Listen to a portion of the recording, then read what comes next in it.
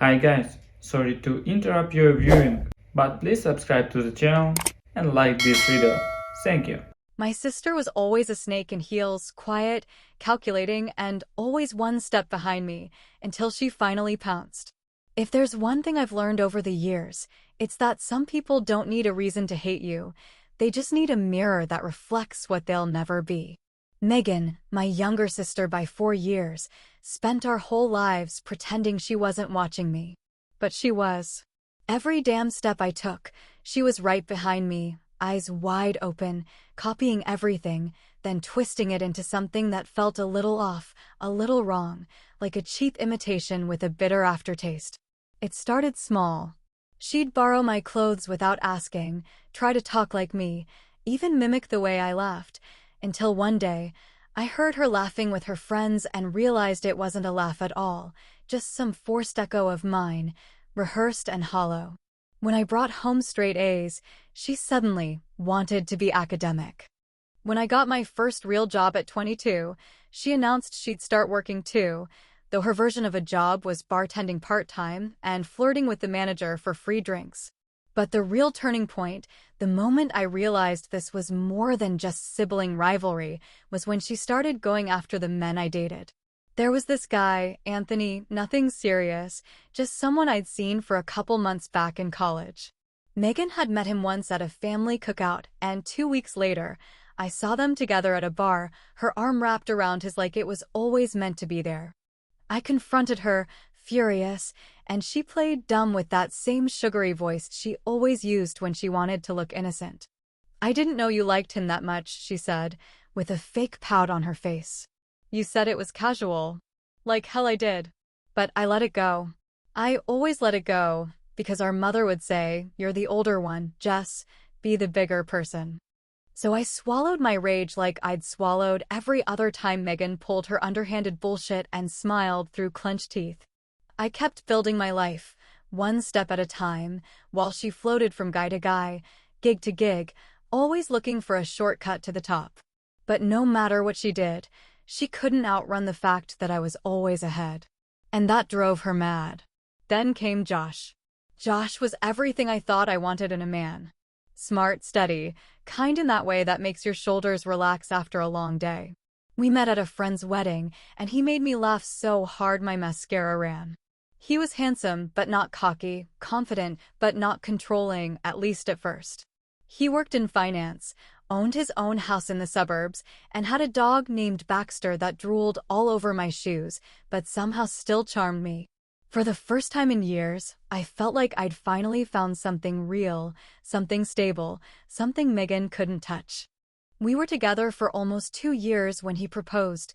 Nothing flashy, just him, a bottle of wine, and a ring that sparkled like it had been waiting for me all along. Of course, Megan had to make a show of it, gasping dramatically and insisting she be my maid of honor. I should have said no. My gut told me no. But like a fool, I said yes, because even after all the games, all the little betrayals, some part of me still wanted her to be part of my life. I still clung to that fairy tale version of sisterhood, even though reality kept slapping me in the face. We started planning the wedding, and I went all in: venue, dress, flowers, the whole 9 yards. Megan offered to help, and I let her. She pretended to be thrilled for me, scribbling ideas in a notebook she carried around like it was her personal mission to make my wedding perfect. But I should have known better. I should have seen the way she looked at Josh when she thought I wasn't paying attention. Not with love, no, it was something darker. Hunger. Envy. Like she was trying to calculate how it would feel to slip into my life like a second skin. I had to leave town for a short business trip a week before the wedding. Just 3 days.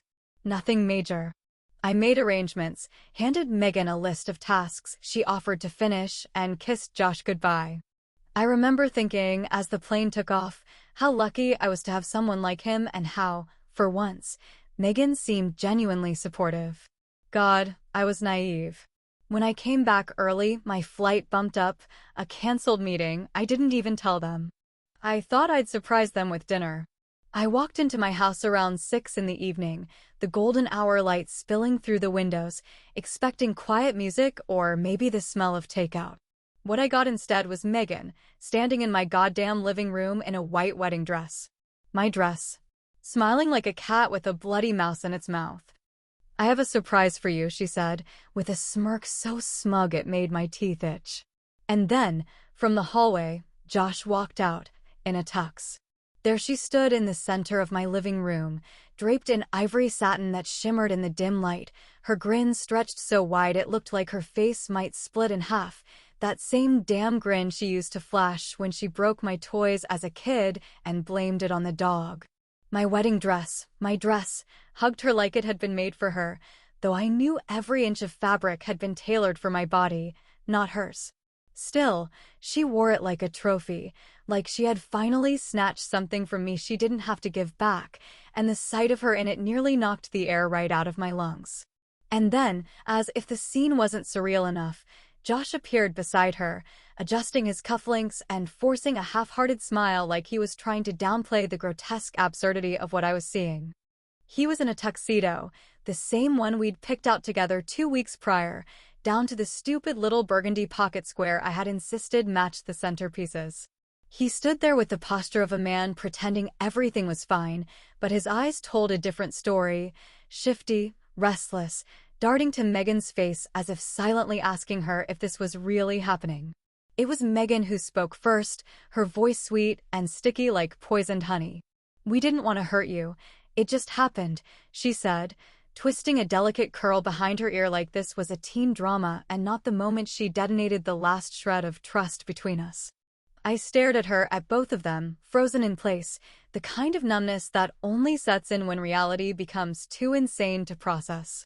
My mind screamed, but my mouth stayed shut, caught somewhere between rage and disbelief, teetering on the edge of both. Have you ever had someone betray you so deeply it almost felt unreal, like your life turned into a bad soap opera? The kind you'd watch while folding laundry and roll your eyes at because nobody's life could possibly be that messed up, until suddenly it's yours. What would you have done if your own sister pulled this kind of stunt? Seriously, tell me, because I stood there like a damn statue, trying to decide if I was about to punch a hole in the drywall or just curl up on the floor and scream. But then something strange happened. I didn't cry. I didn't yell. I didn't throw things or fall apart like the wounded woman they probably expected me to be. I laughed. Loudly. A real, gut-deep, absurd laugh that bubbled up from the place where pain should have lived but didn't. Because in that moment, I realized just how pathetic the whole thing was, how desperate Megan had to be to marry a man she clearly only wanted because he'd once wanted me. It wasn't love. It was conquest. It always had been. Josh looked confused, maybe even a little offended, like my laughter had wounded his fragile ego more than my heartbreak ever could have. Megan's smile faltered for a second, her eyes narrowing just slightly, probably wondering if I'd finally snapped or if I knew something she didn't. I kept laughing until my ribs hurt, tears running down my face, not from sorrow, but from the sheer ridiculousness of it all. It was like watching two clowns try to perform Shakespeare, each one convinced they were starring in a grand tragedy when really, they were just tripping over their own egos in a cheap circus tent. "You really have no idea who he is, do you?" I said finally, my voice low and calm, the kind of calm that comes when something inside you clicks into place, when you stop being the victim and start being the storm. Megan blinked, caught off guard, and I saw it, that flicker of doubt in her eyes, the tiniest crack in her confidence. She didn't respond right away, and that silence was everything. Because now, the game had changed. She thought she'd won. But the real show was just beginning. I didn't scream, I didn't beg, and I didn't fall apart like some tragic heroine in a made-for-TV melodrama. No, I stood there, smiled wide enough to make my cheeks hurt, and clapped my hands like I was actually proud of what they'd done. Megan looked like she didn't know whether to gloat harder or step back cautiously, unsure if I was about to snap or if I'd just lost my mind altogether. That's the thing about people like her, they expect a scene, a meltdown, some dramatic collapse that'll make them feel like the victor, like their betrayal actually meant something. But I wasn't about to give her that satisfaction. I wasn't about to hand her a single ounce of the power she so desperately wanted to feel in control of. "Congratulations," I said, stepping toward them like I meant it, my heels clicking across the hardwood floor in slow, deliberate rhythm, each step echoing like a countdown to something they couldn't quite name. You two make a stunning couple. I could see Josh shift uncomfortably at my tone, subtle but unmistakable, like a dog catching the scent of smoke before seeing the flames.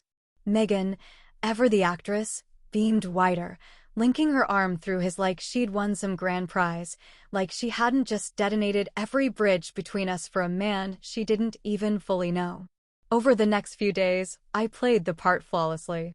I smiled at the neighbors, complimented the cheap little wedding photos they'd hung in the hallway, even brought them a damn bottle of wine with a fake handwritten note that read, "To new beginnings." People around us started whispering that I was either shockingly mature or completely unhinged, but I didn't care either way. Let them talk. Let them speculate. The truth was, I wasn't broken, I was calculating. I wasn't grieving, I was preparing. Because while Megan was basking in her stolen spotlight, I was already planting seeds, little psychological landmines just waiting to explode in her pretty little world. I started with casual remarks, innocent enough to seem harmless, but sharp enough to lodge in her brain like splinters. I'd say things like, Josh used to have this strange habit of disappearing for hours with no explanation, but I'm sure he's changed now. Or, did he ever tell you about that trip he took to Miami? The one with the woman who called at midnight? Her smile would freeze every time, just for a second, and I'd pretend not to notice, sipping my coffee with the calm of a woman who wasn't just pushing buttons, she was rewriting the entire control panel. Josh, of course, brushed it off like nothing. When Megan finally confronted him about one of my comments, something about a woman named Ava, he laughed, wrapped an arm around her, and said, "She's just jealous, babe. That's all this is." But I could see it in her eyes, that flicker of uncertainty, that gnawing question starting to form beneath the surface. What if she's not lying? What if there's more I don't know? And that's all I needed. Because paranoia is a slow poison. It doesn't kill in one gulp, it festers, corrodes, builds in the quiet hours when you're lying in bed wondering if the man beside you is still keeping secrets, if the woman you betrayed is still lurking in the shadows, watching, waiting, knowing something you don't. I let her spiral just enough to stay on edge, but not enough to run. Not yet. The show was far from over. One evening, about a week after their little surprise ceremony, I slipped out unnoticed and drove across town to a diner that hadn't changed since the 70s. Vinyl booths, flickering neon, and a waitress who looked like she'd smoked 3 packs before her shift. I slid into a booth near the back, the kind with a view of both exits, and waited. She walked in 5 minutes later, tall, lean, dark hair pulled into a low braid, sharp eyes that scanned the room like she was already 2 steps ahead of every threat. She didn't say a word as she sat down across from me. No greeting, no pleasantries. Just reached into her coat, pulled out a thick envelope, and slid it across the table without a sound. I placed my fingers on it, feeling the weight, the possibilities folded between layers of paper. I looked her in the eyes and asked just one question, soft and calm. "Is it everything I asked for?" She nodded once, slow and certain. "More." I smiled then, but not the kind of smile you give to friends or lovers or family. This was the kind of smile you give when the wheels have already started turning and you know there's no way to stop them now. Let Megan enjoy her honeymoon phase while she can. Because very soon, everything she thought she won is going to feel like a curse she begged for with both hands.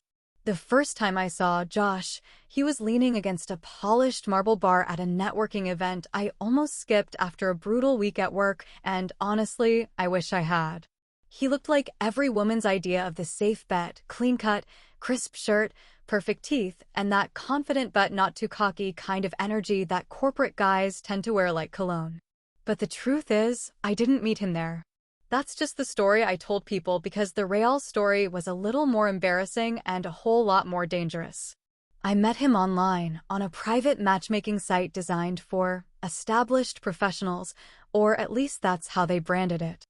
Discreet profiles, no photos unless both parties agreed, and supposedly everyone went through a verification process that made them seem more legitimate than your average dating app nonsense.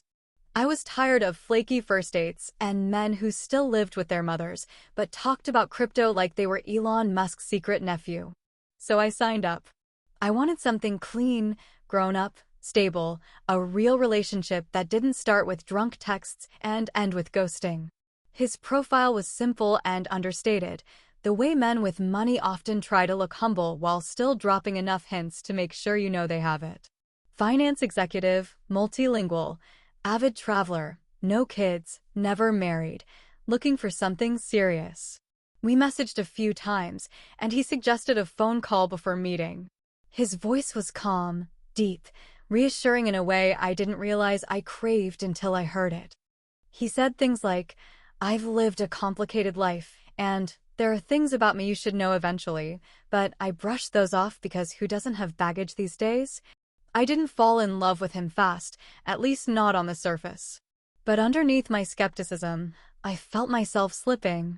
It wasn't his money, hell. I had my own career, my own house, my own savings, but there was something about the way he looked at me, like I was the calm after a storm he hadn't talked about yet. He had just enough mystery to keep me curious and just enough charm to keep me blind. Now, as I sat at my kitchen table with that envelope opened wide in front of me, all the pieces finally came together, and every single one of them was a lie. His real name wasn't Josh. Not even close. The woman I met at the diner, her name was Melissa, a private investigator I'd quietly hired through a referral from a colleague after a drunken conversation where I let a few too many doubts slip out. She had dug deep, and she hadn't come up empty. In fact, she'd come back with more than I asked for. Inside the envelope were copies of documents, old court records from 3 states, a photo of a mugshot from over a decade ago, and bank records showing transfers to offshore accounts under multiple aliases. There were lawsuits, fraud charges that had mysteriously disappeared before trial, and even a past marriage he'd never mentioned, annulled under suspicious circumstances. The man Megan married wasn't a finance executive or some misunderstood romantic with a few secrets. He was a full-fledged con artist, and worse, he was broke. Not just broke in the casual, too much debt kind of way. I mean flatlined. Nothing but empty accounts, closed credit cards, bounced checks, and a trail of ruined lives he left behind like cigarette ash. He was drowning in debt he didn't even try to pay anymore, and from what Melissa found, his last 3 relationships had all ended with women losing tens of thousands of dollars before he vanished. And Megan, my brilliant, scheming, backstabbing sister, had married him with stars in her eyes and dollar signs in her heart. She thought she was climbing a ladder, but she'd walked straight into a trap with her arms wide open. I almost felt sorry for her, almost. But then I remembered the way she smirked in my dress, the way she said, "It just happened," like love was some accidental car crash you could blame on bad weather. I didn't hesitate. I made photocopies of everything, every file, every note, every damning photograph, and I packaged it all up in a plain, unmarked envelope. No return address, no name, just her address printed neatly in black ink on the front. I slipped it in the mailbox that evening, watching the flag go up like a silent warning shot across the battlefield. The next day, she'd open it, and all that smug satisfaction she'd been bathing in would turn to ice in her veins. Let her sit with that. Let her try to explain that to her new husband, the man she stole from me, not realizing I'd let her steal him on purpose. Because this wasn't over yet. Not by a long shot. There's a kind of silence that comes before a storm, not the peaceful kind, but the eerie, slow-dragging type that stretches minutes into hours and leaves your skin prickling like it knows what's coming before your mind catches up. That's the kind of silence I imagined wrapped around Megan's house the morning she opened the envelope I sent, the moment her well-curated fantasy cracked right down the middle, revealing the mess she had married beneath the polished surface of the man she thought she stole. I didn't have to be there to hear her gasp or see the color drain from her face when she realized she hadn't taken something from me. She had walked straight into a trap with her eyes wide shut. It didn't take long after that for things to unravel. She confronted him 2 days later, when she'd had enough time to flip through every document and denial had finally worn thin. I heard it from a mutual friend, some overtanned woman who always pretended not to love gossip but couldn't keep her mouth shut if her life depended on it. Apparently, Megan lost it, threw the documents at him, screamed until her voice broke, accused him of everything from identity fraud to being a psychopath. He, of course, played his role perfectly, blinking in mock confusion, raising his hands like he was the victim and she was just another unstable woman who couldn't handle being told the truth. He told her I made it up. He said I forged everything. He even had the audacity to suggest I was still in love with him, that I wanted him back, and this was just some elaborate revenge scheme because I couldn't handle rejection. But karma has a way of keeping its receipts, and hers came due a lot sooner than anyone expected. It started with a call from the bank, just a routine check, nothing serious, or so she thought. Then came the overdraft notices, one after another, like a cruel joke on repeat. Her checking account was empty, her savings drained. Even the emergency fund she kept in a separate bank had been wiped clean. At first, she thought it was fraud, external theft, a digital glitch. But no, every transaction was clean, every withdrawal signed off by the man she now called her husband. And it didn't stop there. The jewelry she'd been flaunting on Instagram, the diamond bracelet from her wedding gift, the heirloom earrings from our grandmother, gone. Pawned, sold, vanished into thin air. Her car? Sold to some shady buyer in another state, paperwork signed, title transferred. The man she married didn't just steal her money, he dismantled her entire illusion of control, brick by brick, until she was left standing in the ruins of a life she thought she'd won. I watched it unfold from a distance, never intervening, never offering sympathy. People around her started noticing. The shine in her eyes dimmed, the bounce in her step flattened, and the smug confidence she wore like a designer coat had been replaced by something else entirely: confusion, shame, desperation. But even then, I wasn't satisfied. Because the truth is, some wounds don't heal with time or justice. They need closure, a final cut, the kind that leaves a scar deep enough to remind them forever who really held the knife. So I drove to her house one evening, walked straight up to her door, and waited for her to answer. When she opened it, her face was pale, eyes red and swollen, hair pulled back in a messy bun like she hadn't slept in days. She didn't say anything, just stared at me, wide-eyed and fragile like a glass ornament hanging on the edge of a shelf. I stepped inside without asking, letting the tension build between us like a storm cloud ready to burst. "You stole my life," I said, slowly, carefully, each word heavy enough to sink into her bones. For a man who was never mine to begin with. I knew exactly what he was. "I let you take him, not because I was weak, but because I needed him to ruin you, just like you ruined me." She didn't respond at first. Her mouth opened, but no words came out, just a small, choking sound like disbelief trying to claw its way past humiliation.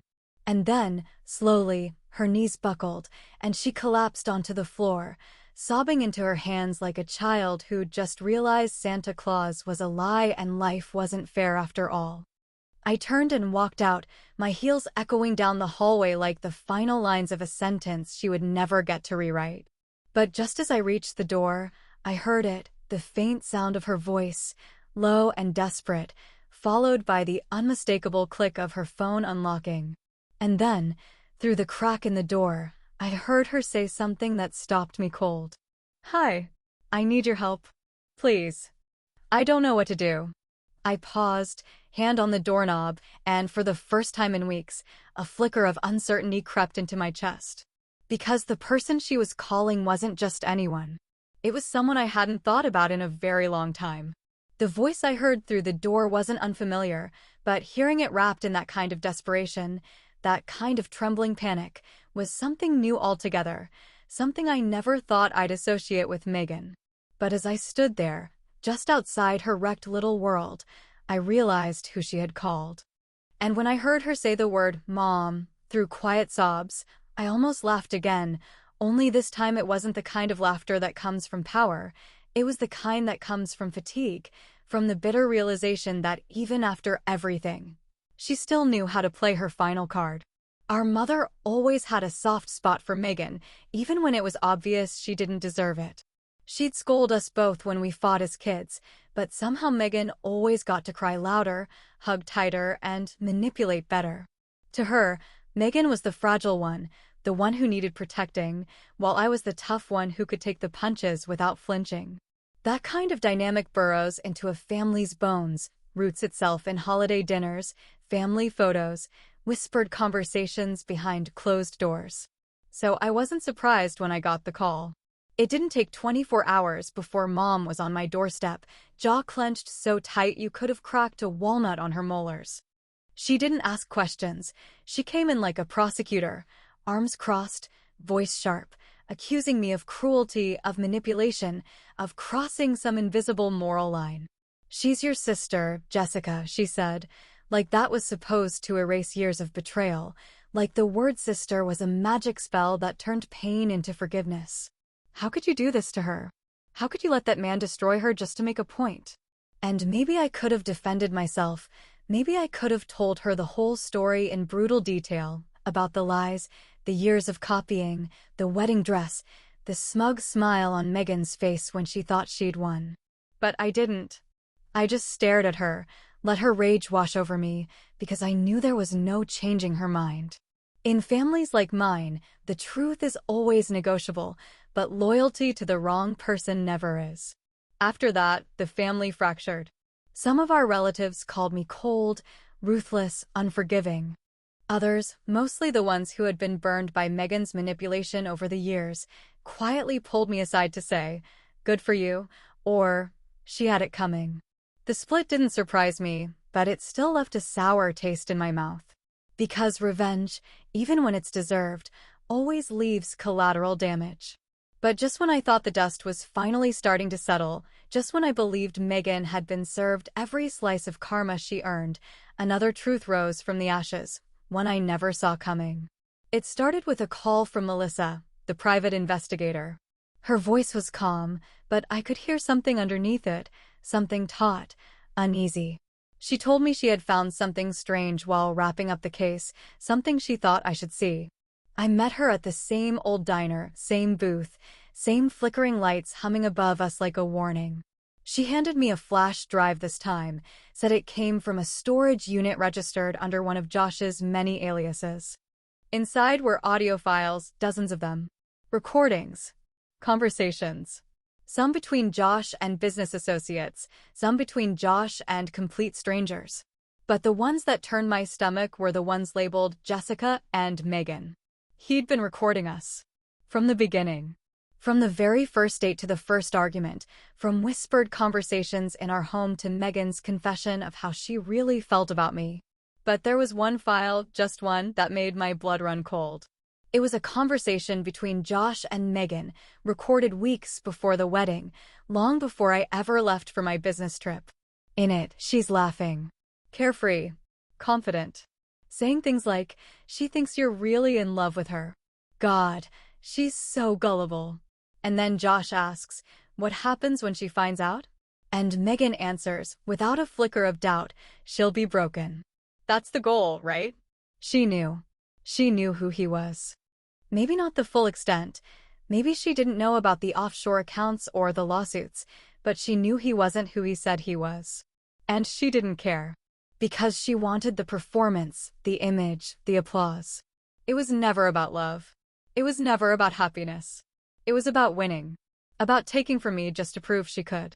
I sat there in that booth, listening to her voice play through those tinny speakers, and I realized something deeper than rage or betrayal.